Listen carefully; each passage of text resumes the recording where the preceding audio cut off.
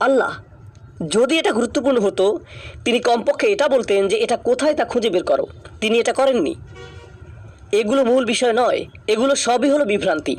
কোরআনকেই আমাদেরকে সর্বোচ্চ আসনে রাখতে হবে। এটা যেই জিনিসকে গুরুত্ব দিবে আমরাও তাকে গুরুত্ব দিব, এটা যাকে অপসারণ করবে আমরাও তাকে অপসারণ করব। এভাবেই আমরা কোরআনের কাছে আত্মসমর্পণ করব, এভাবেই আমরা আল্লাহর বাণীর কাছে আত্মসমর্পণ করব। আমাদের চিন্তা পদ্ধতিকেও আল্লাহর বাণীর কাছে সমর্পণ করতে হবে। কিছু জিনিস রয়েছে যা গুরুত্বহীন এবং তা এরকমই থাকা উচিত। পুঁথিগত অনুশীলনের বিষয়বস্তু হতে পারে, কিন্তু সেগুলো অগ্রাধিকারকে পরিবর্তন করতে পারে না। আর কোরআন এসেছে আমাদেরকে সঠিক অগ্রাধিকারটি বোঝাবার জন্য। এটা এমন গ্রন্থ না যেখান থেকে আপনি শুধু তথ্য সংকলন করবেন। তথ্য সংকলন মূল বিষয় নয়, বরং সঠিকভাবে চিন্তা করা, পথনির্দেশ পাওয়া। তো আসুন এখন আমরা শুরু করি। আল্লাহ বলেছেন তাদেরকে একটি দৃষ্টান্ত প্রদান করুন, এর দ্বারা আপনি আরো ভালোভাবে উপলব্ধি করতে পারেন। মনে করে দেখুন, আগের অনুচ্ছেদটিতে তিন ধরনের শ্রোতা ছিল। একজন ছিলেন রাসূল আলাইহিস সালাম। তো দৃষ্টান্তটি তাকেও কোনোভাবে উপকৃত করবে, এটা মাথায় রাখুন। আরেক ধরনের শ্রোতা ছিল কাফেররা। দৃষ্টান্তটি কোনোভাবে তাদের সাথেও সম্পর্কযুক্ত। কিন্তু প্রথম অনুচ্ছেদটিতে তৃতীয় আরেক ধরনের শ্রোতাও ছিল। সেটাকে অজ্ঞাত, অপরিচিত একজন মাত্র ইমানদার। কোনো এক স্থানে আমরা এমনকি তার সম্পর্কে তেমন একটা জানিও না। কোনো এক স্থানে তিনি শুধু আল্লাহকে আর রহমানকে না দেখেই ভয় করেছেন, সেই ইমানদারটিও এই অনুচ্ছেদটি থেকে অনুপ্রেরণা খুঁজে পাবেন। তো এই তিন ধরনের শ্রোতারা এই ইতিহাস থেকে তাদের নিজেদের জন্য শিক্ষা খুঁজে পাবে। অদ্রিব লাহুম মাসালান আসহাবাল করিয়াহ, তাদেরকে দৃষ্টান্ত প্রদান করুন শহরটির। আল্লাহ কুরাইশদেরকে এভাবে বর্ণনা করেছেন। তিনি কি তাদেরকে জাতিটি হিসেবে বর্ণনা করেছেন? তিনি তাদেরকে একটি জাতি হিসেবে বর্ণনা করেছেন। সকলেরই জানা ছিল যে তারা কারা, তবুও আল্লাহ তাদেরকে অখ্যাত বানিয়ে দিলেন। এরকম যে তোমরা কোনো একটি জাতি, গুরুত্বহীন। কিন্তু একটি শহর বলার পরিবর্তে তিনি বললেন শহরটি, কারণ এই দৃষ্টান্তটি কুরাইশদের চেয়ে বেশি গুরুত্বপূর্ণ। লক্ষ্য করেছেন আল্লাহ কোনটাকে গুরুত্বপূর্ণ বানালেন আর কোনটাকে গুরুত্বহীন বানালেন? শুধুমাত্র আল করিয়া শব্দটি ব্যবহার করে। ইদ জা আল মুরসালুন, যখন প্রেরিত রসুলগণ এটাতে আসলেন। আমার অনুবাদের ভাষাটি নিয়ে একটু চিন্তা করুন। এটা বোঝানো কঠিন, কিন্তু আমি চেষ্টা করব বিষয়টাকে সহজ করার জন্য। তাদেরকে শহরটির অধিবাসীদের দৃষ্টান্ত প্রদান করুন। যখন রসুলগণ এটাতে আসলেন, শহরটির অধিবাসীদেরকে যখন রসুলগণ এটাতে আসলেন, এটা দিয়ে কি বোঝাচ্ছে? শহরটি। আমি মনে করেছিলাম যে আল্লাহ বলবেন শহরটির অধিবাসীদের দৃষ্টান্ত প্রদান করুন যখন রসুল আসলেন তাদের কাছে, তাই না? কিন্তু তাদের কাছে আসা বলার পরিবর্তে আল্লাহ বললেন রাসূলগণ আসলেন। এটাতে কোনো পার্থক্য আছে? অবশ্যই পার্থক্য রয়েছে। আপনি যদি তাদের কাছে আসেন তাহলে আপনার সকল উদ্বেগের বিষয় হবে তারা। যদি আপনি এটাতে আসেন, শহরটি প্রজন্মের পর প্রজন্ম রয়ে যাবে। এখানকার মানুষেরা প্রজন্মান্তরে বেঁচে থাকবে না। কিন্তু কোন জিনিসটি প্রজন্মের পর প্রজন্ম থেকে যাবে? শহরটি। রাসূলগণ আগমন করেন যাতে তারা পথ নির্দেশ দান করতে পারেন তাদের চারপাশের মানুষদেরকে। তাদের মাধ্যমে তাদের সন্তানদের, তারপর তাদের সন্তানদের, তারপর তাদের সন্তানদের। তারা আরো বিশাল শ্রোতাদের নিয়ে দাওয়াতি কাজের বৃহত্তর প্রভাব নিয়ে উদ্বিগ্ন। তাই তারা শুধুমাত্র স্বল্প মেয়াদের কথা চিন্তা করেন না।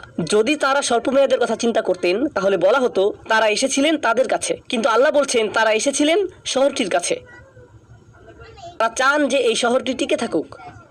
রাসূলগণ শহর ধ্বংস করতে আসেন না, রাসূলগণ আসেন শহরকে টিকিয়ে রাখতে। মানুষ মনে করে যে যখন রাসূলগণ এসে পড়েন তখন আল্লাহ শহরগুলোকে ধ্বংস করেন। এভাবেই আমরা চিন্তা করে এসেছি। এটা অপরিপক্ক চিন্তা। জাতিগুলো ধ্বংসপ্রায় হয়েছিল তাদের পাপের কারণে। রাসূলগণ এসেছিলেন আশার শেষ আশ্রয়স্থল হিসেবে। নিজেদেরকে পরিবর্তন করো। তারা ধ্বংস করতে আসেননি, তারা এসেছেন সংশোধন করতে। আর তারপর মানুষ রাসূলদেরকে দোষারোপ করতে শুরু করলো, তোমাদের কারণে আমরা ধ্বংসপ্রাপ্ত হয়েছি। তোমরা নিজে থেকেই পৌঁছে গিয়েছিলে শেষ স্তরে। রাসূলগণ আসলে করুণা প্রদর্শন করেছেন, যা ইতিমধ্যেই আয়াতটিতে প্রতিষ্ঠিত হয়েছে। তানজিল আল আজিজ আর রহিম। রাসূলগণকে হতে হবে করুণাশীল। এখন আমি ইতিমধ্যে আপনাদের বলেছি যে শহরটি কেন গুরুত্বপূর্ণ এবং এখানে পরবর্তী প্রজন্মের জন্য উদ্বেগের বিষয়টি উঠে এসেছে। এখন মুরসালুন শব্দটির দিকে লক্ষ্য করুন। ইদ জা আহাল মুরসালুন, ঠিক যেমনটি ইন্নাকা লামিনাল মুরসালিন, একই শব্দ, তাই না? যখন আমি সেই দ্বিতীয় আয়াতটি আলোচনা করেছিলাম আমি বলেছিলাম রাসূল সাল্লাল্লাহু আলাইহি সাল্লামকে বলা হয়েছিল তিনি একটি ভ্রাতৃত্বের অংশ। মনে আছে সেটা? আর এখন আবারও ঠিক একই শব্দ ব্যবহার করা হয়েছে রাসূল সাল্লাল্লাহু আলাইহি সাল্লামকে স্মরণ করিয়ে দেওয়ার জন্য যে আপনি এমন ভ্রাতৃত্বের অংশ যারা পূর্বেও সরল পথে চলেছেন। এখন আপনারও উচিত আপনার এই ভাইদের আদর্শ থেকে অনুপ্রেরণা গ্রহণ করা। তো আমি বলেছিলাম তিন ধরনের শ্রোতা রয়েছে রাসূল সাল্লাল্লাহু আলাইহি সাল্লাম। এর দ্বারা তিনি আরও মনোযোগী হয়ে উঠলেন। বিষয়টি এখন তার কাছে বেশি প্রাসঙ্গিক হয়ে উঠল, কারণ ওনারা তার নিজের মানুষ, একই ভ্রাতৃত্বের অংশ। আল মুরসালুন ইদ আরসালনা ইলাইহিম উসনাইন অর্থাৎ যখন আমরা দুইজনকে তাদের কাছে প্রেরণ করলাম, দাঁড়ান, আল্লাহ দুইজন রাসূল প্রেরণ করেছেন একটি শহরে, ফাকাযযাবুহুমা, তখন তারা তাদের দুজনকে মিথ্যাবাদী সাব্যস্ত করলো, ফাআযযাযনা বিসালিসিন, তারপর আমরা তৃতীয় জন দ্বারা তাদেরকে সহায়তা করলাম। এখন আল্লাহ একই শহরে কতজন রাসূল প্রেরণ করলেন? তিনজন রাসূল একটি শহরে। এখানে প্রথম খুতবাটি কে দিবেন? মূল বক্তব্য রাখবেন। সমাপনী বক্তব্য কে দিবেন? তার সংখ্যায় তিনজন। তো যিনি প্রথম বক্তব্য দিবেন তিনি কম জনপ্রিয় হবেন, আর শেষের বক্তা হবেন সবচেয়ে জনপ্রিয়। কোনো ধরনের শ্রেণী বিভক্ত থাকার কথা কিন্তু না, তারা নিজেদেরকে দেখেন একে অপরের সহায়ক হিসেবে। তারা একে অপরের সাথে প্রতিযোগিতায় লিপ্ত নন। যখন আপনি আল্লাহর দিকে মানুষকে ডাকেন তখন আপনি অন্য কারোর সাথে প্রতিযোগিতায় লিপ্ত নন। তা কি একটি গুরুত্বপূর্ণ শিক্ষা নয়? আর রাসূলগণ সামান্য ব্যক্তিত্বের কেউ না, রাসূলগণ বড় ব্যক্তিত্বের অধিকারী। ছোট একটি শহরে কতজন বড় ব্যক্তিত্বের মানুষ? তিনজন থাকা সম্ভব, যার অর্থ আপনার ব্যক্তিত্ব তেমন বড় নয়, আমার ব্যক্তিত্বও তেমন বড় নয়, আরও ব্যক্তিত্ব এক হওয়া সম্ভব। মানুষকে আল্লাহর দিকে আহ্বানের ক্ষেত্রে আমাদেরকে এটা অনুধাবন করা প্রয়োজন, এমনকি রাসূলদেরও সহায়তার প্রয়োজন। এক্ষেত্রে আমি কে আর আপনি কে? আপনাকে সহায়তা গ্রহণের মানসিকতা রাখতে হবে। লক্ষ্য করুন যে তাদের মাঝে কোনো হিংসা ছিল না, যা ছিল তা হলো সহযোগিতা। আর তারপর এই প্রশ্নটি জাগে যে তৃতীয় জন কি এমন জানতেন যা অন্য দুইজন পারলেন না? দুজনই চেষ্টা করছিলেন, কাজ হলো না। তৃতীয় জনের ক্ষেত্রে আল্লাহ বলছেন যে আমি তৃতীয় জনের মাধ্যমে তাদেরকে সহায়তা করলাম। তারপর তারা সকলেই বললেন আমরা সবাই তোমাদের কাছে প্রেরিত হয়েছি। তারা একই কণ্ঠে কণ্ঠ মিলালেন, দুজন পরিণত হলেন তিনজনে। প্রশ্ন হলো এর উদ্দেশ্য কি? উদ্দেশ্য হলো সহায়তা। তারা দুজন একাকী ছিলেন আর আল্লাহ সিদ্ধান্ত নিলেন তাদেরকে সহায়তা দান করার, তাদের উদ্দেশ্যকে সহায়তা প্রদান করার। এজন্যই তিনি আযযাযনা শব্দটি ব্যবহার করলেন। তো এমনকি রাসূলগণেরও প্রয়োজন কিসের? সহায়তার। এখন ইতিহাসে রাসূলগণকে সহায়তা করেছিলেন অন্য রাসূলগণ, কিন্তু রাসূল সাল্লাল্লাহু আলাইহি সাল্লামের জন্য সেই সুব্যবস্থা ছিল না। কেন তার জন্য অন্য রাসূলের সহায়তা পাওয়া সম্ভব ছিল না? কারণ তিনিই সর্বশেষ রাসূল। কিন্তু তিনি যখন এই ঘটনা শুনছিলেন তিনি ভাবছিলেন তাহলে আমার সহায়তা কোত্থেকে আসবে? আর এর জবাব ইতিমধ্যেই দিয়ে দেওয়া হয়েছে। আপনারা আযযাযনা শব্দটি শুনেছেন। যদি আপনি আরবি নাও জানেন, আযযাযনা এই একটি শব্দমূল থেকে আল্লাহর কোন একটি নাম এসেছে? তানজিল আল আজিজির রহিম। আল্লাহ ইতিমধ্যেই রাসূলকে তার নিজের বাণীর মাধ্যমে সহায়তা করেছেন। যেখানে রাসূলগণ আসতেন সহায়তা দেওয়ার জন্য, এখন আমার বাণী এসেছে আপনাকে সহায়তা প্রদানের জন্য। তিনি তাকে কোরআন দান করেছেন যা যে কোনো রাসূলের তুলনায় বেশি শক্তিশালী। তো সেটা ছিল তাদের জন্য সহায়তা, আর এটা হলো তার জন্য সহায়তা। ফাকালু ইন্না ইলাইকুম মুরসালুন। এখন এই আয়াতটি নিয়ে শেষ যে কথাটি বলতে চাই তা হলো, সেখানে তারা তিনজন ছিলেন আর কেউ শুনল না। রাসূল সাল্লাল্লাহু আলাইহি সাল্লাম এজন্য হতাশ ছিলেন না যে এখানে আমি একা, সেখানে তাদের সংখ্যা ছিল 3, তবুও কাফেররা তাদের কথা শুনেননি। বরং বিষয়টা ছিল বিপরীত। প্রকৃতপক্ষে রাসূল সাল্লাল্লাহু আলাইহি সাল্লাম এখন আসলেই বুঝতে পারলেন যে যখন মানুষের সামনে থাকে দেয়াল, পেছনে থাকে দেয়াল, কিছুই আসে যায় না যে আপনি কী পরিমাণে দাওয়াত দিচ্ছেন, তারা শুনবে না। এক্ষেত্রে যদি একটি শহরে 3 জন রাসূলও থাকেন এতে কোনো পার্থক্য হবে না। এই শিক্ষাটির মাধ্যমে রাসূল সাল্লাল্লাহু আলাইহি সাল্লাম পরিষ্কার জেনে গেলেন যে তার এই প্রচেষ্টা কিছু মানুষের ক্ষেত্রে কখনোই সফল হবে না, যাদেরকে বলা যায় কঠোর হৃদয়ের অধিকারী। এখন ক্বালু মা আনতুম ইল্লা বাশারুম মিসলুনা, যখন বলা হলো তোমাদের প্রতি আমাদেরকে প্রেরণ করা হয়েছে, তখন তারা বলল তোমরা কিছুই না, আমাদের মতো শুধু রক্ত মাংস ছাড়া। বাশারুন, আরবিতে বাশার এসেছে, বিশের অর্থ চামড়া। তোমার চামড়া তো আমারটির মতোই, তাহলে তোমার বিশেষত্ব কোথায়? ওমা আনজালুর রহমান মিন শাই। আর রহমান অবিশ্বাস্য রকম দয়াশীল সেই সত্তা কোনো কিছু প্রেরণ করেননি, মোটেই না। এটা কেমন কথা বলছো যে তিনি বাণী প্রেরণ করেছেন? ইন আনতুম ইল্লা তাকযিবুন, তোমরা মিথ্যা উদ্ভাবন ছাড়া কিছুই করছো না। তোমরা 3 জন যা করছো তা হলো মিথ্যা উদ্ভাবন। দয়া করে মিথ্যার এই খেলা বন্ধ করো। অন্য কথায় এখন তারা বিদ্রুপের শিকার হলেন এবং মিথ্যুক সাব্যস্ত হলেন। আপনারা জানেন সূরাটির শুরুতে আল্লাহ রাসূল সাল্লাল্লাহু আলাইহি সাল্লামের সত্যতা সমর্থন করেছিলেন এবং বলেছিলেন যে সন্দেহ নেই যে আপনি একজন রাসূল, আপনি রাসূলদের অন্তর্ভুক্ত, কারণ মানুষ তাকে মিথ্যাবাদী গণ্য করেছিল। আর এখনও এটাই উচ্চারিত হলো, আপনি একা না, মিথ্যাবাদী গণ্য হওয়ার ক্ষেত্রে আপনিই প্রথম নন। এমনকি এই একই বাণীর জন্য 3 জনকে একসাথে মিথ্যাবাদী বলা হয়েছিল। এখন আসুন এই আয়াতটির ভিতরে প্রবেশ করা যাক। তোমরা আমাদের মতো মানুষ ছাড়া আর কিছুই না, এটা বলার উদ্দেশ্য কি?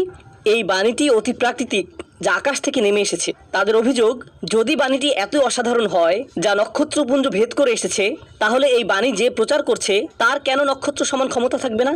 অথবা অতি মানবীয় কাউকে আনছো না? কারণ এটা যদি সুপার মেসেজ হয়ে থাকে এর প্রচারকারীকেও সুপারম্যান ধরনের ব্যক্তি হওয়া উচিত। প্রসঙ্গক্রমে ঈসা আলাইহিস সালামের সাথেও একই কাজ করা হয়েছিল। তাকে মানবীয়তার ঊর্ধ্বে তুলে ফেলা হয়েছিল। বাণিজ্যিকে গ্রহণযোগ্য বানানো হয়েছে কারণ তিনি অতি মানব। সুপারম্যানের কল্পকাহিনী দিয়েও তারা এটাই করেছে। সে অন্য একটি গ্রহ থেকে এসেছে শান্তির একটি বাণী নিয়ে। সে তার ক্ষমতা পায় সূর্য থেকে। সে এখানে ভেসে থাকে ঈসার মূর্তির মতো, তাই না? এরকমই বানানো হয়েছে। সূর্য বা সান শব্দটিও মিলে যায় সান বা সন্তানের সাথে। যাই হোক, তাদের ধারণা হলো রাসূলকে হতে হবে অতি প্রাকৃতিক। জানেন এর জবাবে কোরআন কি বলে? যদি আল্লাহ বাণী পাঠানোর জন্য ফেরেশতা পাঠাতেন অথবা জিন পাঠাতেন, আপনি বলতেন কিভাবে আমরা এটা অনুসরণ করব? এটা তো ফেরেশতাদের দ্বারা সম্ভব। স্পষ্টতই একজন ফেরেশতা এটা করতে পারবে। আমি কিভাবে এটা করব? মুসলিমরা এই যুক্তিকে ঘুরিয়ে ব্যবহার করে এবং রসুল সাল্লাল্লাহু আলাইহি সাল্লামকে প্রায় ফেরেশতাদের মতো বানিয়ে ফেলে এবং বলে যে হ্যাঁ, এগুলো ছিল রসুল সাল্লাল্লাহু আলাইহি সাল্লামের সুন্নাহ, তিনি ছিলেন রাসূল, আর এই হলাম আমি এগুলো পারবো না। আমি কে যে রসুল সাল্লাল্লাহু আলাইহি সাল্লামের সাথে নিজেকে তুলনা করব? আমি আপনাকে রসুল সাল্লাল্লাহু আলাইহি সাল্লামের সাথে তুলনা করছি না, কিন্তু তিনি এসেছেন এজন্য যাতে তাকে অনুসরণ করা যায়। আল্লাহ একজন মানুষকে বাছাই করেছেন যাতে তাকে অনুসরণ করা যায়, এজন্য না যে তাকে অনুসরণ করা অসম্ভব আলাইহিস সালাতু ওয়াস সালাম। এজন্যই এটা বলার প্রয়োজন ছিল। এখন বিষয়টি হলো, তারা বলল যে তুমি আমাদের মতোই শুধুমাত্র একজন মানুষ, ঠিক আমাদের মতোই অস্থিচর্মসার মানুষ। এটা পুরোপুরি সত্য নয়, তাই না? তিনি পুরোপুরি তাদের মতো নন। সূরাটির শুরুতে আল্লাহ বলছেন যে তিনি তাদের অন্তর্ভুক্ত যাদেরকে প্রেরণ করা হয়েছে। কোন জিনিসটি তাকে অন্যদের থেকে পৃথক করেছে? প্রথমত, তিনি রয়েছেন সরল পথের উপর। দ্বিতীয়ত, তিনি কথাগুলো নিজের থেকে বানিয়ে বলছেন না। এই দুইটি জিনিস তাকে পৃথক করেছে গোটা সমাজ থেকে। প্রকৃতপক্ষে সূরা কাহাফে স্বয়ং রাসূলের ব্যাপারে বলা হয়েছে, ইন্নামা আনা বাশারুম মিসলুকুম, ইন্নামা আনা বাশারুম মিসলুকুম। তাদেরকে বলুন যে আমি তোমাদের মতোই মানুষ, কিন্তু একটি পার্থক্য রয়েছে, ইউহা ইলাইয়া, আমার কাছে ওহী আসে। একটি পার্থক্য রয়েছে, তারা সেই পার্থক্য স্বীকার করতে আগ্রহী নয়। এখন আমি চাই আপনারা অনুধাবন করুন যে আগের আয়াতটিতে আল্লাহ বলছেন ফাআজ্জাজনা বিসালিসিন। আজ্জাজনা আপনাদেরকে আল্লাহর কোন নামটির কথা স্মরণ করিয়ে দেয়? যখন আপনি আজিজ শব্দটি স্মরণ করেন তখন কোন আয়াতটির কথা মনে আসে? তানজিলাল আজিজির রহিম। এই আয়াতটিতে আল্লাহর কয়টি নাম রয়েছে? দুইটি, আল আজিজ আর রহিম। ওমা আনজালার রহমানু মিন শাই। কোন নামটি চলে আসলো? আর রহমান। এটি কোন নামের সাথে সম্পর্কিত? তানজিল আল আজিজির রহিমকেই এই ঘটনার মধ্যে পুনরায় নিয়ে আসছেন। তিনি ধারণাগুলোকে বারবার শানিত করছেন, তিনি এটাকে পুনর্নির্মাণ করেছেন। তো এখন তারা বলছে আর রহমান মোটেও কোনো কিছু নাজিল করেননি। কেন তারা এমনটি বলল?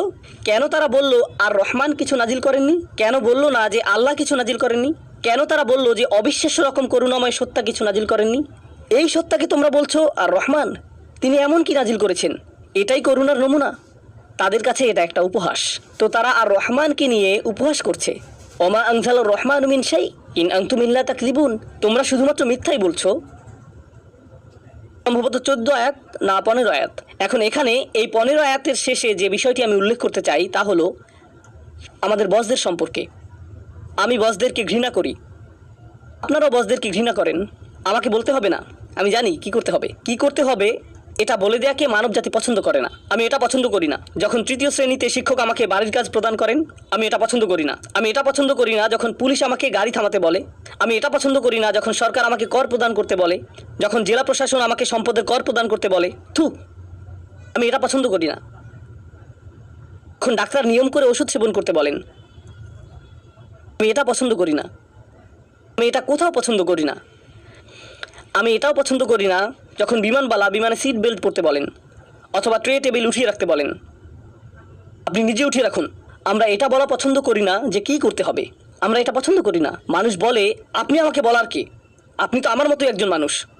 এমনকি ছোট বিষয়েও ভাই বোনের মধ্যে আমাকে ওটা দিতে পারবে? নিজে নিয়ে নাও, তুমি এখানে বস না। এভাবে এটা শুরু হয়ে যায়। এটা মানব প্রকৃতির অংশ যে আমরা কর্তৃত্ব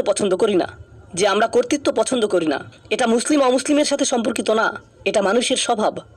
ধরুন ছেলেরা বাস্কেটবল খেলছে, কেউ এসে বলল খেলা শেষ, সময় নেই, মনে চাইছে ধরে একটা বাড়ি দেই। সেই চাচা বিরক্তিকর হয়ে ওঠেন। যদি এটা আমাদের প্রকৃতি হয়, সেক্ষেত্রে যখন একজন রাসূল আসেন, রাসূল ছোট বিষয় তাকে অনুসরণ করতে আপনাকে বলছেন না। আপনি যদি রাসূলকে মেনে নেন, তিনি আপনার জীবনের সব কিছুর জন্য নির্দেশনা দিবেন, তাই না? তিনি আপনাকে বলবেন কিভাবে ঘুমাতে হবে, কিভাবে জেগে উঠতে হবে, কি বলতে হবে, কি বলতে হবে না, কখন প্রার্থনা করতে হবে, কখন প্রার্থনা করতে হবে না, কি করতে হবে, কি করতে হবে না, কিভাবে বিয়ে করতে হবে, কিভাবে বিচ্ছেদ করতে হবে, কি করতে হবে যখন আপনি জীবিত, কি করতে হবে যখন আপনি মৃত, কিভাবে আপনাকে সমাধিস্থ করতে হবে, আপনার পূর্বপুরুষদের সম্পর্কে আপনার চিন্তা কেমন হবে। শুধু কি বলতে হবে তাই না, কি চিন্তা করতে হবে তাও তিনি ঠিক করে দেবেন। তিনি ঠিক করে দেন কি ভালোবাসতে হবে, তিনি ঠিক করে দেন কি ঘৃণা করতে হবে, তাই না? এটা অনেক বেশি কর্তৃত্ব। তুমি শুধুমাত্র একজন মানুষ, কিভাবে আমি তোমার কর্তৃত্ব মেনে নিব? আমার স্বাধীনতা প্রয়োজন, তুমি আমার বস নও। আর এটা কোনো নতুন বিষয় না, নতুনভাবে কোনো কিশোরও এটা উদ্ভাবন করেনি, এটা সবসময়ই ছিল, সবসময়ই ছিল। এটা কোরআনে এসেছে, মা আনতুম ইল্লা বাশারুম মিসলুনা ওয়া মা আনজালার রহমানু মিন শাই। তোমরা নিশ্চয়ই মিথ্যা বলছো। রাসূলের কাছে উচ্চতর সত্য থাকার এই ধারণাটি একজন রাসূলকে ভিন্ন একটি মর্যাদায় উন্নীত করে, আর মানবজাতি অন্য মানবকে উচ্চ মর্যাদায় দেখতে পছন্দ করে না। এটাই ছিল তাদের প্রত্যাখ্যাত হওয়ার কারণ। তারা জবাব দিলেন, আর তাদের জবাব দেওয়ার পদ্ধতিটি ছিল চমৎকার। অলু, তারা বললেন, রব্বুনা ইয়ালামু, আমাদের প্রভু প্রকৃতপক্ষে জানেন, ইন্না ইলাইকুম লামুরসালুন, আমরা নিশ্চয়ই তোমাদের কাছে প্রেরিত হয়েছি। তোমরা জানো আর না জানো, অথবা তোমরা গ্রহণ করো আর নাই করো, কে ইতিমধ্যে বিষয়টা জানেন? আল্লাহ। তোমাদের কাছ থেকে আমাদের স্বীকৃতি প্রয়োজন নেই, আমরা স্বীকৃতি পেয়েছি আল্লাহর কাছ থেকে। এটা কি আগের পাওয়া কোনো শিক্ষার পুনরালোচনা? এই শিক্ষা যে মানুষের কাছ থেকে একজন রাসূলের স্বীকৃতি পাওয়ার প্রয়োজন নেই। ওয়াল কুরআনিল হাকিম ইন্নাকা লামিনাল মুরসালিন, এখন সেটাকে নিশ্চিত করা হলো। এই রাসূলগণ জানতেন যে স্বীকৃতি আসে আল্লাহর পক্ষ থেকে। এই পুনরাবৃত্তিটি আমাদের রাসূল সাল্লাল্লাহু আলাইহি সাল্লামের জন্য। আর প্রসঙ্গক্রমে এখন ইতিমধ্যেই তাদেরকে প্রত্যাখ্যান করা হলো, তাদেরকে বলা হলো যে তোমরা হলে মিথ্যুক। তো দ্বিতীয়বার তারা এই জবাব দিলেন, ইন্না ইলাইকুম লামুরসালুন। আয়াতাংশটি চলে আসলো। এটা কি একটা শিশুর চিৎকার? ও, এখন থেমে গেছে। ও, একটা ছোট বাচ্চা। ছোট বাচ্চারা কিউট হয়। ইন্না ইলাইকুম, ছোট বাচ্চারা কিউট হয়। আমি জানি এরকম বলাটা ঠিক না, কিন্তু আমার 6টি বাচ্চা আছে, আমি এটা বলতে পারি। কোনো কোনো বাচ্চা দেখতে 90 বছরের বৃদ্ধের মতো হয়ে থাকে। অভদ্রতা যাতে না হয় সেজন্য আপনাকে মাশাআল্লাহ বলতে হয়। আমার এই কথায় শিশুটি কষ্ট পেয়ে গেল। এছাড়া অন্য বাচ্চারা আসলেই কিউট হয়ে থাকে। আমার ছোট সন্তানটি, আমি আমার স্ত্রীকে জিজ্ঞেস করলাম, এটা এমন অসুন্দর কেন? কিছুদিন পরে আবার বাচ্চাটি কিউট হয়ে যায়। আমি বললাম, এখন তুমি ঠিক আছো, এখন ঠিক আছো। কারণ আপনারা দেখেছেন কিভাবে আঙুর বাসি হলে চুপসে যায়, কিন্তু এক্ষেত্রে বিপরীত ঘটে থাকে। তারা চুপসানো অবস্থা থেকে কিউট আঙ্গুরে পরিণত হয়। আমি এভাবে বলতেই পারি, এতে সমস্যার কিছু নেই। আর আপনাদের অপমানিত হওয়ার স্বাধীনতা আছে, কারণ আমি এই এলাকায় বসবাস করি না। ওকে, তো আমি যা বলছিলাম তা হলো, তারা শুধু বলছেন না যে আমরা তোমাদের প্রতি প্রেরিত রাসূল, তারা বলছেন যে নিশ্চিতভাবে আমরা তোমাদের প্রতি প্রেরিত রাসূল লামুরসালুন। খেয়াল করুন, এখানে লাম রয়েছে, এর আগে এটা ছিল না। এর কারণ হলো এখন তারা তাদের যুক্তি খণ্ডন করছেন, পরিস্থিতি উত্তপ্ত হয়ে উঠেছে, আর বিতর্কের এই উত্তাপ ধারণ করা হয়েছে এই লামে। ওমা আলাইনা ইল্লাল বালাগুল মুবিন, স্পষ্টভাবে পৌঁছে দেওয়া ছাড়া আমাদের উপর আর কোনো দায়িত্ব নেই। রাসূলগণ বলছেন স্পষ্টভাবে পৌঁছে দেওয়া ছাড়া আমাদের কাঁধে আর কোনো দায়িত্ব নেই। এখন এটা তারা কি বোঝাচ্ছে? এর অর্থ তাদের একটিমাত্রই কাজ আছে, আর তা হলো বাণী পৌঁছে দেয়া, সরল পথে স্থির থেকে এমন বিষয় বলা যার ফলে কেউ কেউ মনে আঘাত পেতে পারে, কিন্তু তারপরেও বলে যাওয়া, যদিও এটা তাদেরকে আরও বেশি বিপদাপন্ন করে তুলতে পারে। তাদেরকে এতেই স্থির থাকতে হবে, কারণ এটাই তাদের কাজ, আর তারা এই বাণী থেকে বিচ্যুত হতে পারবেন না। আলা সিরাতিম মুস্তাকিম।